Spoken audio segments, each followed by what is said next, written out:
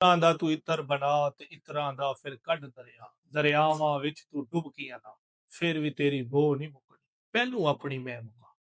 हर अमल जो है ये, जो बंदे के अंदर अना होती है, ये हर अमल को जाया कर देती है, ठीक है।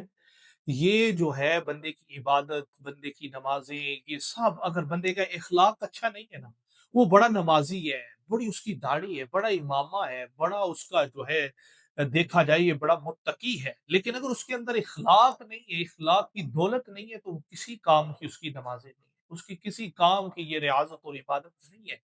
क्योंकि सबसे पहले बंदे को चाहिए कि उसका इखलाक इस आज एक लोग बात करते हैं कि भाई जो सच्चा होता है वो बड़ा कड़वा होता है। मैंने एक बंदे से आगे से सवाल किया, मैंने कहा हुजूर से सच्चा कोई नहीं, तो मेरे हुजूर से मीठा भी कोई नहीं।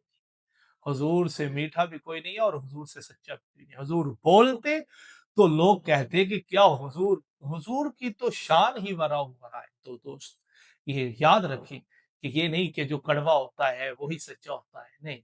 इखलाक जो है ये हमारे अंदर होना लाजिम है।